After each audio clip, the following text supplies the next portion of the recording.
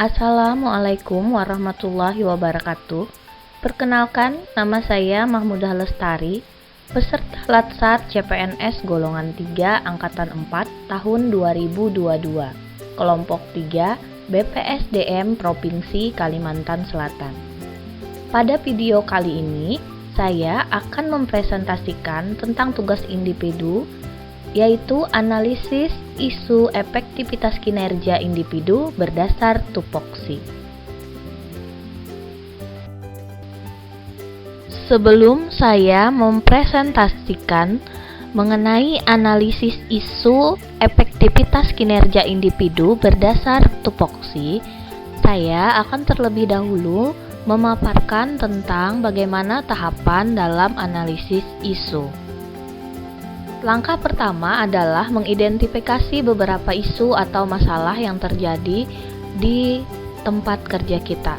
Kemudian langkah kedua, menapis, menganalisis, dan menentukan isu prioritas dengan metode APKL atau bisa juga dengan menggunakan metode USG.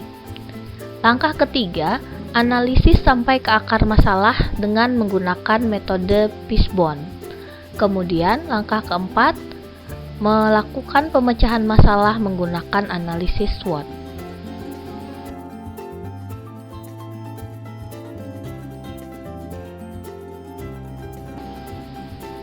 Tahap pertama yaitu identifikasi beberapa isu atau masalah yang terjadi di sekolah. Isu-isu yang saya dapatkan adalah: yang pertama, belum optimalnya proses pembelajaran tatap muka atau PTM terbatas.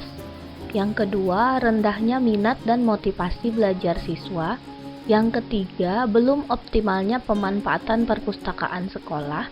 Yang keempat, kurangnya kedisiplinan dalam menerapkan protokol kesehatan saat PTM. Yang kelima, minimnya sikap atau perilaku sopan santun siswa pasca pembelajaran daring.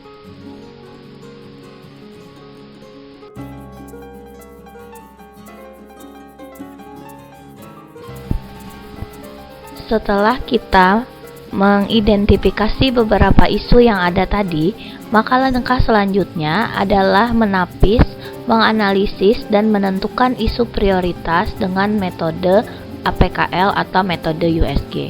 Di sini saya menggunakan metode APKL yang merupakan singkatan dari A itu adalah aktual, P problematik, K kehalayakan, dan L adalah layak. Aktual adalah isu yang sedang terjadi dan sedang hangat dibicarakan. Problematik merupakan dimensi masalah yang kompleks, mendesak, atau menyimpang dari harapan dan perlu segera dicari penyebabnya. Kehalayakan adalah isu yang menyangkut hajat hidup orang banyak. Layak adalah isu yang realistis dan masuk akal yang perlu segera diatasi berdasarkan tanggung jawab.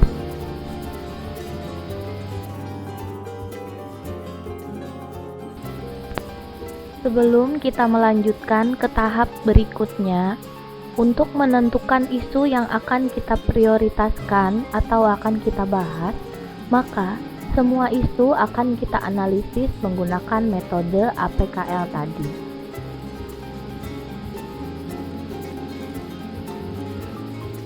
Dan hasil analisis semua isu terlihat pada tabel berikut.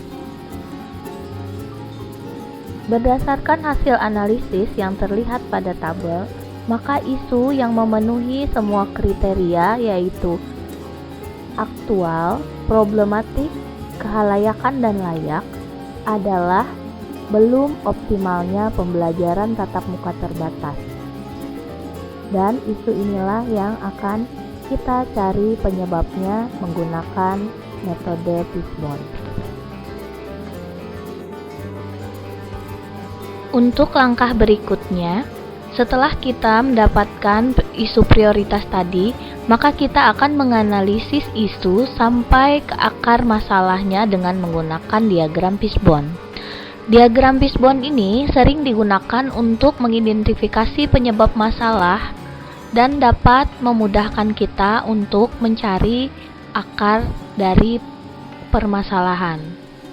Di sini dapat kita lihat bahwa penyebab belum optimalnya proses pembelajaran tatap muka terbatas adalah disiplin belajar siswa yang menurun setelah pembelajaran daring, kemudian kurangnya bimbingan orang tua karena orang tua sibuk bekerja, pendidikan berorientasi hanya pada kuantitas, kurikulum penunjang juga belum optimal.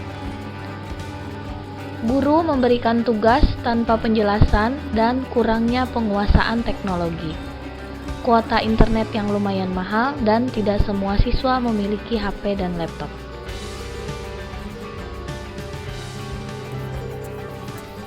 Langkah berikutnya adalah menemukan pemecahan masalah menggunakan analisis SWOT. SWOT merupakan kepanjangan dari Strength, Weakness, Opportunities, dan Threats. Strength atau kekuatan adalah adanya keinginan guru, orang tua, dan siswa untuk melakukan pembelajaran tatap muka secara normal.